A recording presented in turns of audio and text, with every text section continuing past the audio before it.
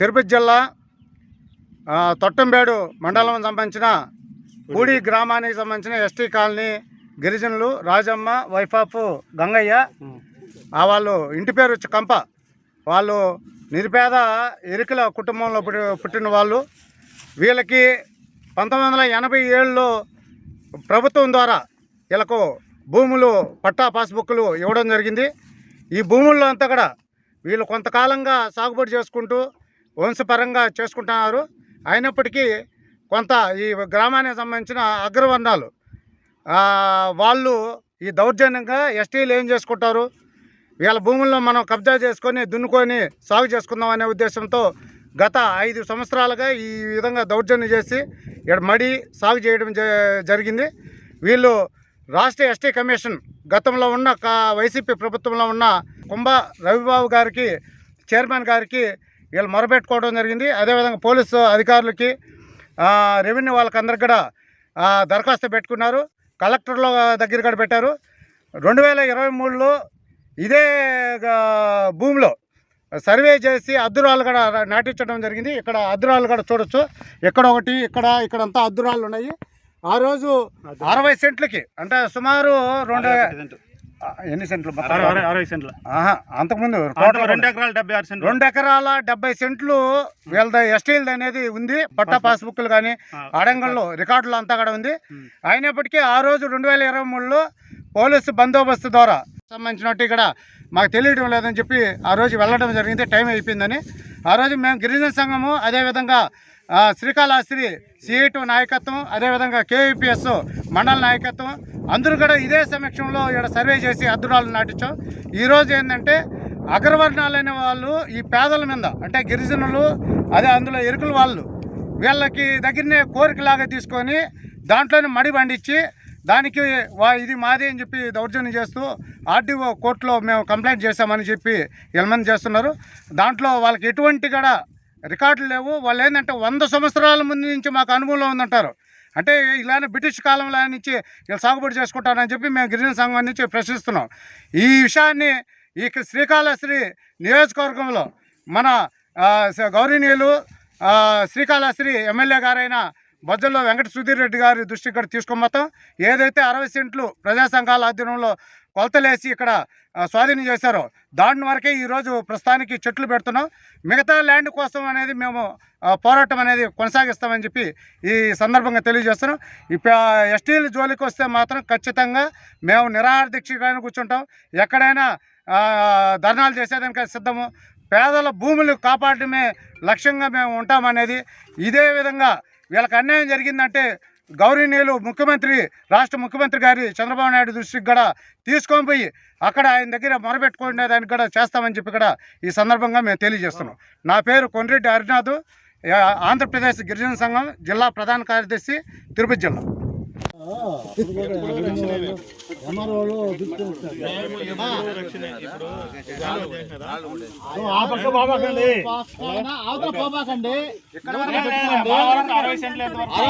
పెట్టుకోండి. మళ్ళీ ఆర్టీఓ ఆఫీసులు వాళ్ళు పెట్టుకుంటే తర్వాత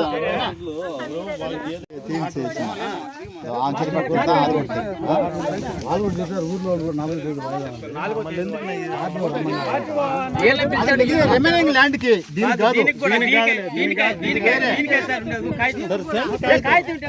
ఆర్డర్ కాపీ ఏం లేదు సార్.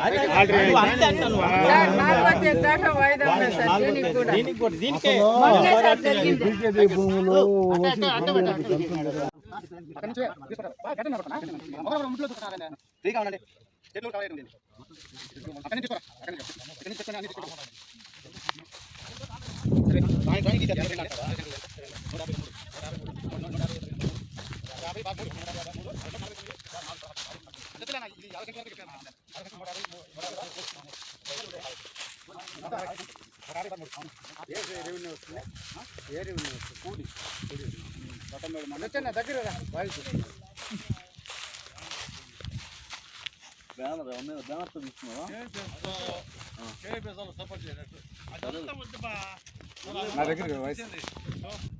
తిరుపతి జిల్లా తొట్టంబేడు మండలం పూడి రెవెన్యూ సంబంధించిన సర్వే నంబరు 150/3లో 60 సెంట్లు స్థలము 2023లో రెవెన్యూ అదేవిధంగా పోలీసు డిపార్ట్మెంటు సమక్షంలో ఆ రోజు పోలీసు బందోబస్తు సమక్షంలో ఇక్కడ అగ్రవర్ణాలు ఎస్టీల మీద ఎక్కడైనా దాడి చేస్తారని చెప్పి ఇక్కడ సర్వే చేసి వాళ్ళ భూమిని 60 సెంట్లు మొత్తం 2 ఎకరాల 60 సెంట్లు తేల్చాల్సింది. ఆ రోజు సాయంకాలం వరకు టైం అయిపోయింది కాబట్టి 60 సెంట్ల వరకు తేల్చారు.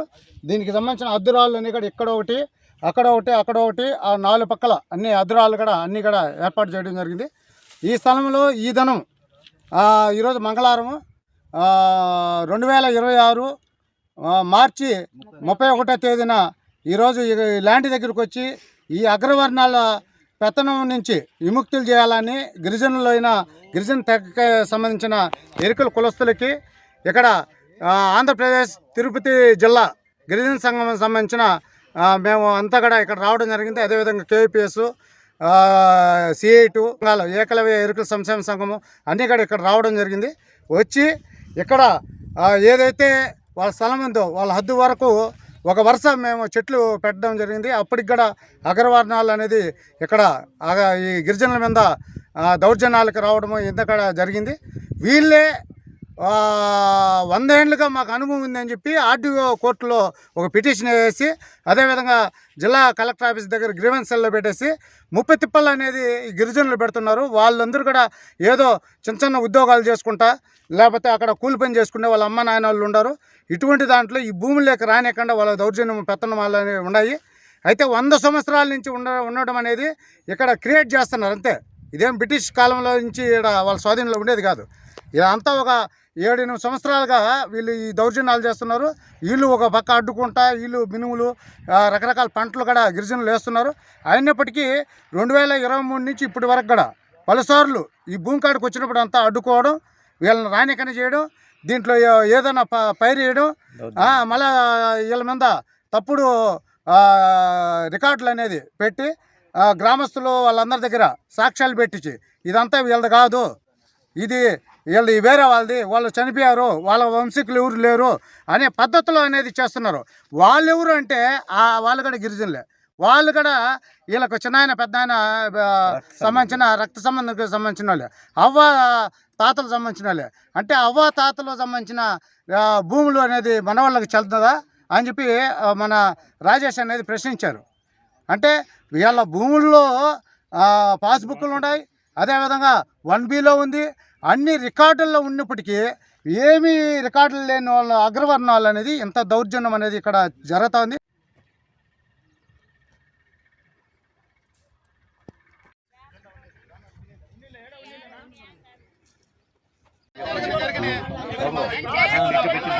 ఉన్నాను కూర్చోబడినా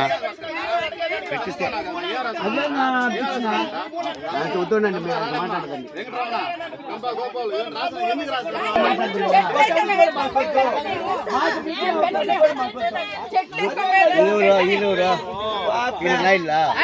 తీసి పెడతావు నా ఎవరికైనా పెడతావా? మా గిరిజనుల భూమి మాకు కావాలంతే, మా గిరిజనుల భూమి మాకు కావాలా?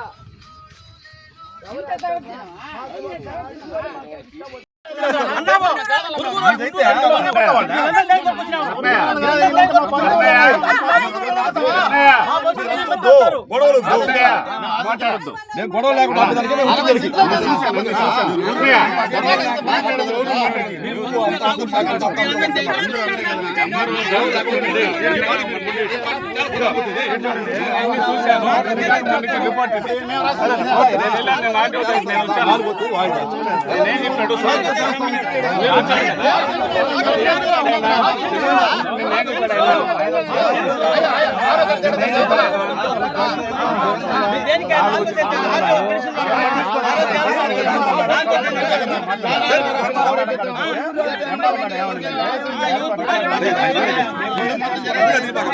మేము ఎస్టీ సంఘాల్లో మేము తీసుకోకపోతే ఎవరు తెలనా? అదే అంటే ఎస్టీల భూములు మాత్రం మీరు మాత్రం దొబ్బేయచ్చా? కాదునా, ఇదేం నాయనా కాదు. రెడ్ల భూములు ఎవడైనా ఎస్టీలు ఎవడైనా కబ్జా చేస్తే గుమ్మంటావా? ఎస్టీలు కబ్జా చేస్తే గుమ్మంటావా? కాదా 2023 2022లో సర్వే చేసిన దాన్ని మీరు కబ్జా చేస్తా ఉంటే ఏం చేయాలా? కాదా 2002లో సర్వే చేసిన దాన్ని